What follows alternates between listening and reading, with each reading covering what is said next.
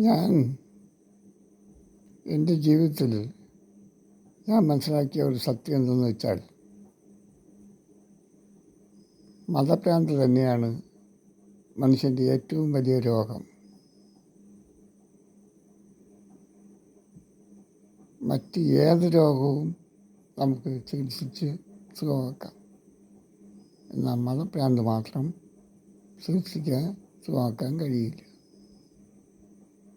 അനേകം ഉദാഹരണങ്ങൾ നിങ്ങളുടെ മുന്നിൽ നിങ്ങൾക്ക് സ്വയം ചിന്തിച്ച് മനസ്സിലാക്കാവുന്നതേ ഉള്ളൂ. ഞാനൊരു ഉദാഹരണം പറഞ്ഞുതരാം.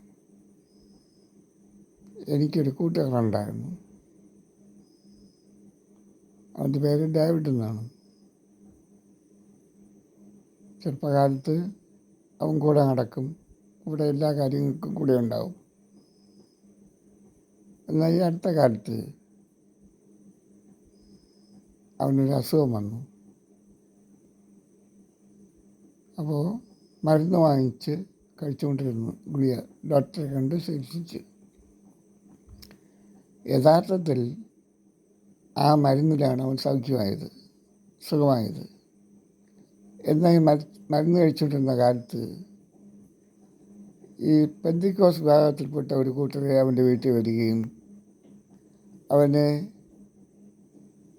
പലവിധമായ ട്രെയിനിങ് കൊടുക്കുകയും ചെയ്തു. അതിലങ്ങ് അന്ധമായി വിശ്വസിച്ചു.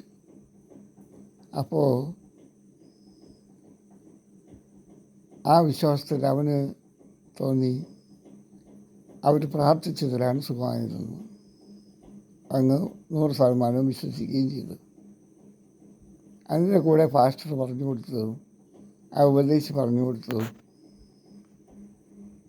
നിങ്ങൾ പഴയ കൂട്ടുകാരെ ആരെയും ബന്ധപ്പെടുകയോ ഇവിടെ വന്നാൽ മുഖം കൊടുക്കുകയോ അടുപ്പിക്കുകയോ സ്നേഹിക്കുകയോ ഫോൺ ചെയ്താൽ എടുക്കുകയോ അവരുമായി സംസാരിക്കുകയോ ഒന്നും ചെയ്യരുതെന്ന്.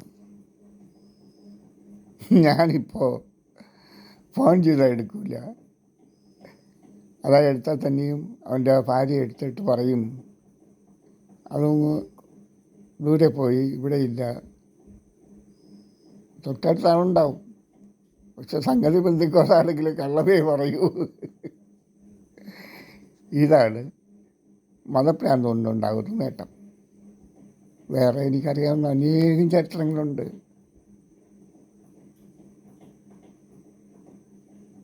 നിങ്ങൾ തന്നെ സ്വയം ചിന്തിച്ച് നോക്ക്. മതഭ്രാന്തുണ്ടാകുന്ന ഒരു ഭയങ്കരമായ മാനസിക പ്രശ്നങ്ങളും മാനസിക ബുദ്ധിമുട്ടുകളും എനിക്ക് അനേകം കൂട്ടുകാരൊന്നും ഉണ്ടായിരുന്നില്ല. അവനെനിക്കിപ്പോൾ നഷ്ടമായി. അതുപോലെ പല ചരിത്രങ്ങളും പറയാനുണ്ട്. എന്തായാലും ഇപ്പോൾ തന്നെ താലിബാൻ സ്ത്രീകളെ പുറത്ത് കാണാതിരിക്കാൻ അടുക്കളയിൽ ജനൽ വാതിൽ വയ്ക്കില്ല എന്ന് പറയുന്നു. എന്ത് ഭ്രാന്താണ് മനുഷ്യന്! അവർക്ക് അവരുടെ സ്വാതന്ത്ര്യമില്ലേ? സ്ത്രീകൾക്ക് സ്വതന്ത്രമായി ജീവിച്ചൂടെ? എന്തിരിക്കുന്നു ഇതിൽ? അപ്പോൾ ഇതിൽ നിന്ന് എന്താണ് മനസ്സിലാക്കേണ്ടതെന്ന് എനിക്കൊന്നും മനസ്സിലാകുന്നില്ല. മതമെന്ന് പറയുന്നത് മനുഷ്യൻ്റെ ഒരു വല്ലാത്ത ഒരു വ്യാധി തന്നെയാണ്. എന്നാൽ ഉള്ളതാണെങ്കിൽ അതിൽ കാര്യമുണ്ട്. ഇപ്പം നോക്ക്, ഇസ്രയേലിൽ തന്നെ 200 ആൾക്കാരെ ബന്ദികളാക്കി എവിടെയോ കൊണ്ടിട്ടിരിക്കുന്നു. ലോകം ഇത്രയും വികസിച്ചിട്ട് അവർക്ക് പുറം ലോകത്തുമായിട്ട് ബന്ധപ്പെടാൻ കഴിയുന്നില്ല. എന്തെല്ലാം സംവിധാനങ്ങളുണ്ട്, ഇൻ്റർനെറ്റുകൾ, സംവിധാനങ്ങൾ, ഒന്നും അവരുടെ കയ്യിൽ കിട്ടുന്നില്ല എന്നുള്ളതാണ് അതിന് ഉദാഹരണം.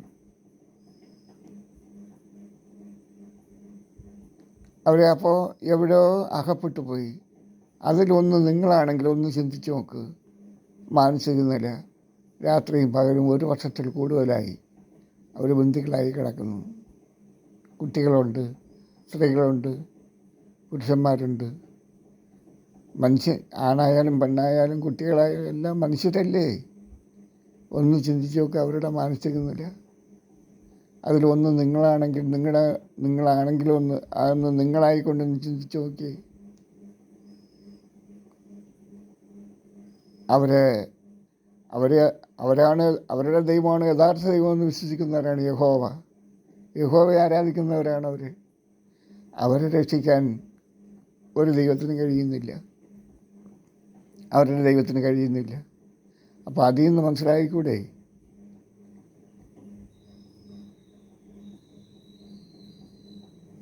ദൈവം എന്താണെന്നും ദൈവത്തിൻ്റെ ശക്തി എന്താണെന്നും? നോക്ക്, ഒരു വിഭാഗക്കാർ സ്ത്രീകളെ എന്തുമാത്രം സ്വാതന്ത്ര്യമില്ലാതെ ജീവിക്കാൻ അവരെ പ്രേരിപ്പിക്കുന്നു. അതൊരു മതമാണ്. മതസ്ഥാപകർ അവരുടെ വക്രബുദ്ധി ഉപയോഗിച്ച് സൃഷ്ടിച്ചെടുത്തതാണ് മതങ്ങളെല്ലാം. നിങ്ങൾക്കും കഴിയും അതിനേക്കാൾ നല്ല മതങ്ങൾ സൃഷ്ടിക്കാൻ. മനുഷ്യൻ സ്വയം സങ്കല്പിച്ചുകൊണ്ട് മറ്റൊന്നിനോട് സംസാരിക്കുന്നു, അത് തിരിച്ചും സംസാരിക്കുന്നു. തിരിച്ച് സംസാരിക്കുന്നത് ദൈവവും, മനുഷ്യൻ അങ്ങോട്ട് സംസാരിക്കുന്നത് ദൈവത്തോടും.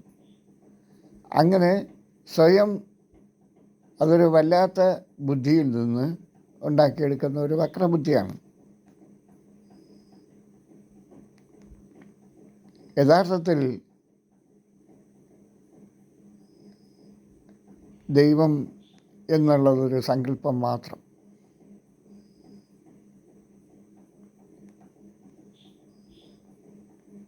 മനുഷ്യൻ്റെ വക്രബുദ്ധി ഉപയോഗിച്ച് ചില മതസ്ഥാപകർ സ്ഥാപിച്ചെടുത്തതാണ് മതം. എല്ലാ മനുഷ്യർക്കും കഴിയും. ആ മതസ്ഥാപകരുടെ ബുദ്ധിയും അവരുടേതായിട്ടുള്ള സെൻസും എല്ലാവർക്കും ഉണ്ട്. അത് അവരുടെ പുസ്തകങ്ങൾ അവർ പറഞ്ഞു കൊടുത്ത് എഴുതിയതായാലും ശരി, അവർ സ്വയം എഴുതിയതായാലും ശരി, ആ പുസ്തകങ്ങൾ വായിക്കുമ്പോൾ തന്നെ നമുക്ക് മനസ്സിലാകും അവരുടെ സെൻസ് നമുക്കുണ്ട്. അതേ മനസ്സ് നമുക്കുണ്ട്, എല്ലാ മനുഷ്യർക്കും ഉണ്ട്. അപ്പോൾ അവരാരും യഥാർത്ഥത്തിൽ ദൈവത്തെ കാണുകയോ ദൈവവുമായി സംസാരിക്കുകയോ ചെയ്തവരല്ല. അവരുടെ തോന്നലുകൾ ആകാം, അല്ലെങ്കിൽ അതൊരു മാനസിക രോഗമായിരിക്കാം. അവർ ദൈവത്തോട് സംസാരിച്ചെന്നും ദൈവം അവരോട് സംസാരിച്ചെന്നും അങ്ങനെ ചെയ്യാൻ ഇങ്ങനെ ചെയ്യാൻ യഥാർത്ഥത്തിൽ ഇതൊന്നും നടന്ന സംഭവമല്ല. ഇതെല്ലാം അവരുടെ സങ്കല്പങ്ങളാകാം, അല്ലെങ്കിൽ സ്വയം അവരുടെ ഉന്നമനത്തിന് വേണ്ടി, അവരുടെ പേരുകൾ നിലനിർത്താൻ വേണ്ടി, അല്ലെങ്കിൽ മറ്റുള്ള മനുഷ്യരെ അവരുടെ കാൽക്കീഴിൽ കൊണ്ടുവരാൻ വേണ്ടി, മനുഷ്യനുള്ളിടത്തോളം കാലം അവരെ ആരാധിക്കാൻ വേണ്ടി, അല്ലെങ്കിൽ അവരെ ബഹുമാനിക്കാൻ വേണ്ടി, അവരുടെ പേര് നിലനിർത്താൻ വേണ്ടി ഒക്കെ ചെയ്തതാകാം. എന്ത് വക്രബുദ്ധിയാണ് ഉപയോഗിച്ചതെന്ന് ഒരു മനുഷ്യൻ്റെ വക്രബുദ്ധി ആർക്കും തിരിച്ചറിയാൻ കഴിയില്ല. കൂടെ നിൽക്കുന്ന ഒരാളെ കൊല്ലാൻ ഒരാൾ പ്ലാൻ ചെയ്യുന്നു, പക്ഷെ കൂടെ നിൽക്കുന്ന ആളിനെ അറിഞ്ഞൂടാ അയാൾ മനസ്സിലെന്താണ് സങ്കല്പിക്കുന്നതെന്ന്. അതൊരു സ്ത്രീ ആയാലും ശരി, ഒരു പുരുഷനായാലും ശരി, അതേപോലെ തന്നെയാണ്. അവർ സ്വയം ഓരോ മതങ്ങളുണ്ടാക്കി വയ്ക്കുന്നു, ഓരോ ദൈവത്തിൽ. ഞാൻ പറയട്ടെ, ഒരു ദൈവമാണെങ്കിൽ എല്ലാ മതസ്ഥാപകരും കാണേണ്ടതും സംസാരിക്കേണ്ടതും ഒരു ദൈവത്തോടല്ലേ? പക്ഷെ ഇവിടെ അല്ലല്ലോ. ഒരു ദൈവത്തോടെ അല്ല എല്ലാ മതസ്ഥാപകരും സംസാരിച്ചിരിക്കുന്നത്, പലരോടാണ്. ഒരു ദൈവത്തോടെയാണെങ്കിൽ ആ ദൈവം പറഞ്ഞു കൊടുക്കുന്ന കാര്യങ്ങളെല്ലാം ഒന്നുപോലെ ഇരിക്കണ്ടേ?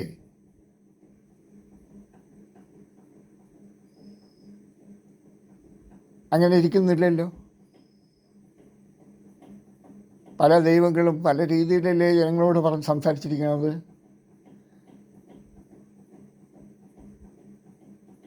ഈ മതസ്ഥാപകരുടെ കാലത്ത് ഒക്കെ ഇവിടെ അടിമത്തം നിലനിന്നിരുന്നു. മനുഷ്യരെ അന്നും കച്ചവടം ചെയ്യുകയും, കുട്ടികളായാലും പുരുഷന്മാരായാലും സ്ത്രീകളായാലും കച്ചവടം ചെയ്ത്, ഇന്ന് ആടുമാടുകളെ കച്ചവടം ചെയ്യുന്ന പോലെ അന്ന് മനുഷ്യരെയും കച്ചവടം ചെയ്തിരുന്നു. അത് നിരോധിക്കാൻ ആർക്കും പറഞ്ഞു കൊടുക്കാൻ അറിഞ്ഞുകൂടാ.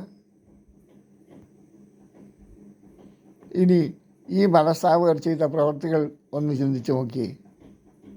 വളരെ മോശമായ പ്രവർത്തികളാണ് എഴുതിയിരിക്കുന്നത്. ചിലർ മണ്ണിൽ തുപ്പി ചെളിയുണ്ടാക്കി. അത് വളരെ കൊച്ചുകുട്ടി ചെയ്യുന്ന ഒരു നികൃഷ്ടമായ പ്രവൃത്തിയല്ലേ. ചിലർ ആഹാരത്തിൽ ഊതി അല്ലെങ്കിൽ തുപ്പി എന്നൊക്കെ പറയുന്നു. അതൊക്കെ വെറും ഒരു നികൃഷ്ടമായ, വളരെ മോശമായ ഒരു കുട്ടിയുടെ സ്വഭാവം, ഒരു കുഞ്ഞു കുട്ടിയുടെ സ്വഭാവമല്ലേ. യഥാർത്ഥത്തിൽ ഈ മതസ്ഥാപകരെല്ലാം ഒരു കുഞ്ഞു കുട്ടിയുടെ മനസ്സുള്ളവരാണ്. നിഷ്കളങ്കമായ ഹൃദയത്തിൽ നിന്നും വക്രബുദ്ധി ഉണ്ടായിരിക്കുന്നതാണ്. അതിനെ ഫോളോ അപ്പ് ചെയ്യുന്ന അനേകം മനുഷ്യർ ആയിരക്കണക്കിന് വർഷങ്ങളായിട്ട് അതിനെ ഫോളോ അപ്പ് ചെയ്യുന്നു എന്ന് പറയുമ്പോൾ അത് തിരിച്ചറിയാനുള്ള കഴിവുള്ള ഒരു മനുഷ്യൻ ഭൂമിയിൽ ഉണ്ടായില്ലേ? വേറെ ഉണ്ടായിരിക്കാം. അവരായിരിക്കാം നിരീശ്വരവാദികൾ എന്നൊരു പേർദോഷം ഉണ്ടാക്കിയിരിക്കുന്നവർ. യഥാർത്ഥത്തിൽ ഞാൻ മനസ്സിലാക്കിയിടത്തോളം ബുദ്ധിയുള്ളവർ നിരീശ്വരവാദികളാണ്. അവർക്കാണ് ബുദ്ധിയുള്ളത്. ദൈവത്തെ അന്വേഷിക്കുന്നവൻ ബുദ്ധിമാനെന്ന് ചില പുസ്തകങ്ങൾ എഴുതി വിടുന്നു, ചില മതങ്ങൾ. ഞാൻ മനസ്സിലാക്കിയിടത്തോളം സയൻസിനെ അന്വേഷിക്കുന്നവനാണ് ബുദ്ധിമാൻ, ദൈവത്തെ അന്വേഷിക്കുന്നവനല്ല ബുദ്ധിമാൻ.